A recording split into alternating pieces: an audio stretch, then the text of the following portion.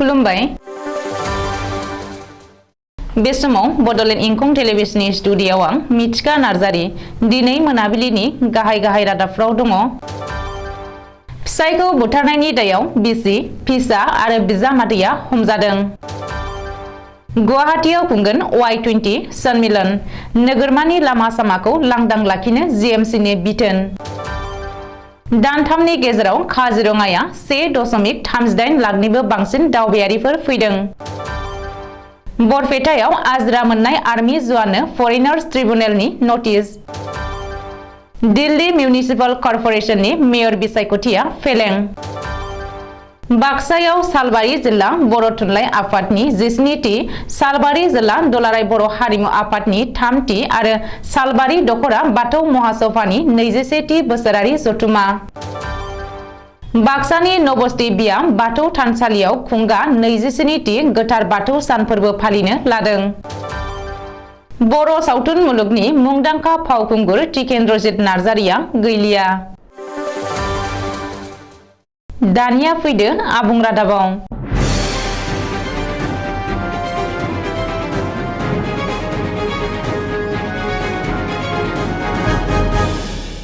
शिबसागर जिल्लानि नाजिरायाव मोनसे सोमोनांथाव बुथारनाय जाथाय। बिसि फिसा आरो बिजामादैया सासे सुबुंखौ खास्रि बिस्रियै बुथारदों। नाजिरानि गेलेखि गामियाव जादों बे बुथारनाय जाथाया। बे सोमोनांथाव बुथारनाय जाथायखौ लोब्बा लानानै बिसि फिसाजो आरो बिजामादैखौ पुलिसा हमबाय। नाजिरा पुलिसा दिनै फुङाव बिसोर साथामबो दायनिगिरिखौ एरेस्ट खालामदों। बिसि फिसाजो आरो बिजामादैजों बुथारजानाय सुबुंखौ सिखारि खाथुवार होननानै सिनायथिनो हादों। सुलुङाव फोरमायथिनाय बायदिब्ला सिखारि खाथुवारनि गोथै सह'खौ दिनै गावनि न' उनाव फबनानै दोननाय थासारियाव बोखांनो हादों। बेनि बागै खौरां मोननाय लोगो लोगो जायगानि सुबुंफोरा जाथायसालियाव थाङो आरो बिसि फिसाजो आरो बिजामादै साथामखौबो हमनानै पुलिसनो गथायनानै होयो। बबेखानि बे सोमोनांथाव बुथारनाय जाथायनि बागै नाजिरा पुलिसा नायबिजिरनो जागायबायब्लाबो दासिमबो बे बुथारनाय जाथायनि जाहोना सोराङाव फैयाखै। गुवाहाटी नोगोरमायाव G20निनो सिङाव थानाय Y20 सन्मिलन खुंनायनि लाहार फाहार खालामनो जागायबाय। खुंजानो गोनां Y20 सन्मिलनखौ लोब्बा लानानै गुवाहाटी नोगोरमानि लामा सामाफोरखौ फैबाय थानाय 2 दानाव लांदां लाखिनो थाखाय गुवाहाटी मिउनिसिपाल कर्परेसना बिथोन होदों। GMCनि बिथोन बायदियैनो गुवाहाटी भर निगमा दिनै फुंनि 6 रिंगानिफ्रायनो नोगोरमायाव इभिक्सन खालामदों। लामा सामायाव आयेन बेरेखायै दखल खालामनाय आरो फिसा फालांगियारि फसंथानफोरखौ गुवाहाटी भर निगमनि इनफोर्समेन्ट टीमा इभिक्सन खालामदों। उलुबारिनिफ्राय GS रड जानानै गणेशगुरिसिम GMCआ इभिक्सन खालामगोन। मख'नो गोनांदि इभिक्सन खालामजानाय गंसे फालांगियारि फसंथाना फिन बे मोनसे जायगायावनो फसंफैफिननो हानाय नङा। होख्रांजानायनि उनाव गंसे फालांगियारि फसंथानखौ बै मोनसे जायगायावनो सौफैफिनोब्ला बेनि हेंथायै गोख्रों राहा लागोन आरो मुवा बेसादफोरखौ दैखांनानै लांगोन होननानैबो GMCआ नटिस जारि खालामदों। बेजों लोगोसेनो बैसोर फालांगिरिफोरा जरिमाना होनांगोन होननानै हुमखि होदों। ओरैहाय होख्रांजानाय फालांगिरिफ्रा जाहाथे फैफिननानै गावसोरनि फसंथानखौ फसंफैनो हाया बेनि थाखाय GMCआ पेट्रलिं खालामनायनिबो बाथ्रा बुंदों। गुवाहाटी नोगोरमानि राजा लामायाव सम सम GMCआ पेट्रलिं खालामगोन। मख'नो गोनांदि फैगौ 6 फेब्रुआरिनिफ्राय 8 फेब्रुआरिसिम गुवाहाटीआव खुंगोन G20नि सिङाव थानाय Y20 सन्मिलन। आसामनि मुंदांखा काजिरङा नेशनेल पार्कनि 2022-23 दावबायनाय बोसोरा जारिमिन सोरजिनायनि लामायाव। थांनाय दानथामनि गेजेराव काजिरङा हाग्रामायाव गासै सा 1,38,017 भारत हादरनि आरो गुबुन हादरारि दावबायारिफ्रा दावबायफैदों। बेनिनो सा 3,336 दावबायारिफ्रा गुबुन हादरारि। थांनाय दानथामनि गेजेराव गासै 3,46,66,934 रां रेभिनिउ बोखांनो हादों।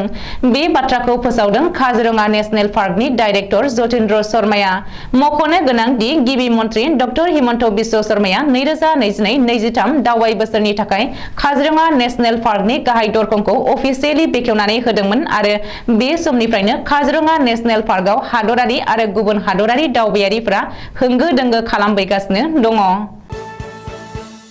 बरपेटा जिल्लानि जनिया बियाबनि बेन्दोंआव थानाय सुरुसुरित गामिनि आजिरा मोननाय इन्डियान आर्मिनि बारग' जवाननो सन्देह गोनां नोगोरारि एबा डिपर्टार्सनि नटिस हरबावनाय जाथाया सोराङाव फैदों आरो ओनसोलाव बयखौबो सोमोनांहोदों।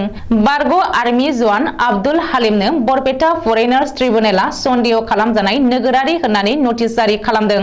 मिथिनो हानाय बायदिब्ला आब्दुल हालिमा 1992 मायथाइयाव इन्डियान आर्मियाव जयेन खालामनानै गोलाव 28 बोसोर हादर रैखाथिनि थाखाय सिबिथाय होबोदोंमोन। आब्दुल हालिमा 1999 मायथाइनि कारगिल दावहायावबो बाहागो लादोंमोन।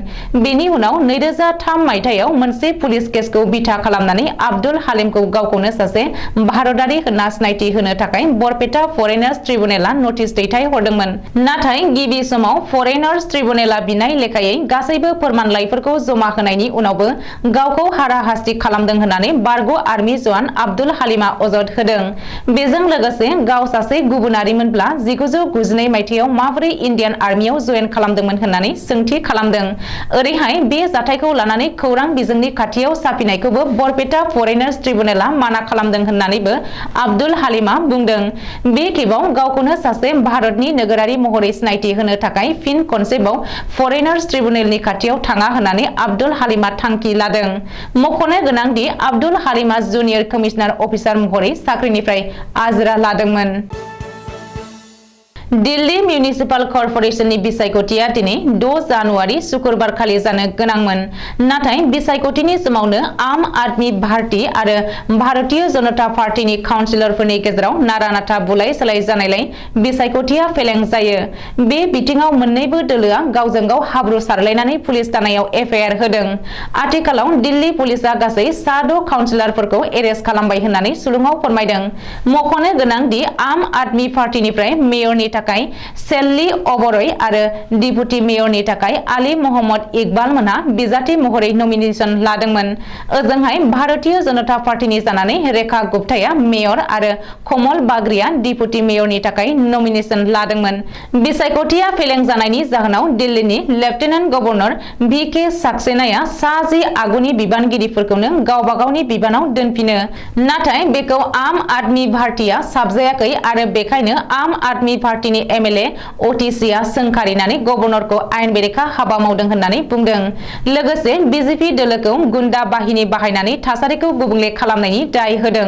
ओजोंहाय भारतीय जनता पार्टीनि दैदेनगिरि मनोज तिवारीया आम आदमी पार्टीनि काउन्सिलरफोरखौ ब्लेडजों गाग्लोबनायनि अजद दैखांदों। फैबाय थानाय समाव मेयरनि थाखाय बिसायख'थिया माब्ला जाफिनगोन बेनि जेबो थिरां होथ'नाय जायाखै।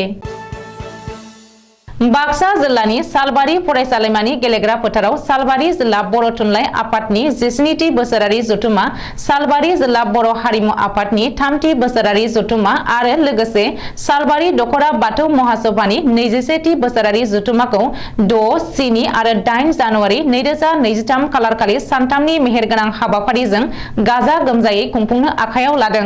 बेनिनो दिनै गिबि सान एबा सेथि साननि 6 जानुवारि सुक्रुबार फुंबिलिनि 8:30 रिंगायाव रुंसारि भबेनेश्वर महिलारि गोसोखां गाहाय लांगोना बेखेवनाय, 8:45 रिंगायाव रुंसारि बानेन्द्र बर' गोसोखां गाहाय सायनासालि बेखेवनाय, 9 रिंगायाव रुंसारि कान्थेश्वर स्वर्गियारि गोसोखां जौस्रां बेखेवनाय, 9:15 रिंगायाव रुंसारि उमाकान्त बसुमतारी गोसोखां आलासि जिरायसालि बेखेवनाय, 9:30 रिंगायाव रुंसारि कन्दर्प गयारी गोसोखां जामुंसालि बेखेवनाय, 9:45 रिंगायाव रुंसारि सुर्य कुमार गयारी गोसोखां थान्दै बादा बेखेवनाय, 10 रिंगायाव रुंसारि दारेन्द्र बसुमतारी गोसोखां थान्दै नब्लां बेखेवनाय, 10:15 रिंगायाव रुंसारि सबिन चन्द्र ब्रह्म गोसोखां हारिमु आफादनि थान्दै नब्लां बेखेवनाय, 10:30 रिंगायाव रुंसारि मिथुन मुसाहारि गोसोखां मावसोम बाथा बेखेवनाय, 10:45 रिंगायाव रुंसारि नगेन बर' गोसोखां सावस्रि बादा बेखेवनाय हाबाफारि। बे गासै बेखेवनाय हाबाफारिखौ मावफुंखांनायनि उनाव बिफां फुलि गायनाय हाबाफारिबो लानाय जादों।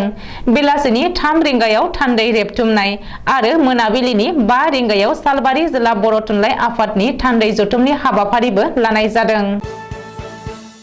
बोहैथि दाननि 24 जानुवारि खालारखालि बाक्सा जिल्लानि नबस्ति बियाब बाथौ दुलाराय बाथौ गौथुम आरो नबस्ति बियाब दुलाराय बाथौ गौथुमनि बानजायनायाव मागो दाननि नैथि मंगलबार गोथार बाथौ सानजों लोब्बा लाखिनानै खुंगा 27थि गोथार बाथौ सान फोरबोखौ सानसेनि मेहेरगोनां हाबाफारिजों गाजा गोमजायै खुंफुंनो थाखाय लाहार फाहार खालामनाय जादों। बेजों लोगोसेनो गासै बाथौ सिबियारिफोरनिसिम नैथि मंगलबार गोथार बाथौ सानखालि होनाय नेमफोरखौ फालिनो थाखाय दुलाराय बाथौ गौथुमनि गाहाय नेहाथारि बसन्त स्वर्गियारिया खौरांनि गेजेरजों गासै बाथौ सिबियारिफोरखौ रायजोफोरनिसिम खावलायहरदों आरो लोगोसेनो दुलाराय बाथौ गौथुमनि गाहाय नेहाथारि बसन्त स्वर्गियारिया फोरमायबावदों दि दुलाराय बाथौ गौथुमा बुहुमावनो बाथौ धोरोमनि आसार खान्थि नेमखान्थिखौ मानिनानै आलो गोजोनै दैदेनलांगासिनो। बर'नि मुंदांखा फावखुंगुर टिकेन्द्रजित नार्जारी एबा आलायारन सावथुननि जालाख' गेदेमाया बे मुलुग संसारनिफ्राय आनज्रायलांबाय। बिथां गेदेमानि सावथुन मुलुगाव बिहोमा होनाया अरायबो गोसोखांजागोन होननानै बर' रेबग्रा जथुमा दुखु मोननाय फोरमायदों फावखुंगुर टिकेन्द्रजित नार्जारी रुंसारि जानायाव। मख'नो गोनांदि 1986 मायथाइनि 13 मार्च खालारखालि क'क्राझारनि गंगा टकिजआव दिन्थिजेननाय जोंदाव बड'सानि बिथोननाय आरो नीलकमल ब्रह्मनि सुंद' सल' बिजाब सिरिनाय मान्दार मोदैयाव ओंखारनाय मोदै आरो गोलोमदै सुंद' सल'खौ नीलकमल ब्रह्म आरो हेरेम्ब नार्जारी मोना सावथुन स्क्रिप्ट महर होदोंमोन आरो फावखुंगुर अमर नार्जारी आरो फावखुंग्रि रहिला ब्रह्ममोननि फाव लानाय सावथुनाव बिथां रुंसारि टिकेन्द्रजित नार्जारीयाबो मैखोम बिफाव लादोंमोन। बिथां रुंसारि गेदेमानि फावफ्रा आथिखालाव बयनिबो गोसोआव साया माया मोफ्लाम फैयो।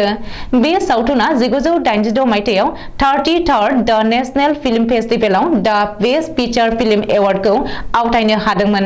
बे सावथुनाव मोहिनी नार्जारीया मिउजिक डाइरेक्टरमोन। गाहाय फावगिरिफोरा जादोंमोन अमर नार्जारी, रहिला ब्रह्म आरो टिकेन्द्रजित नार्जारी बिथांमोना। बिथांनि रुंसारि जानायाव बर' सावथुन मुलुगाव गोबांथार खहा जाबाय। दिनै मोनाबिलिनि रादाबा एसेनोसै। गोजोन्थों।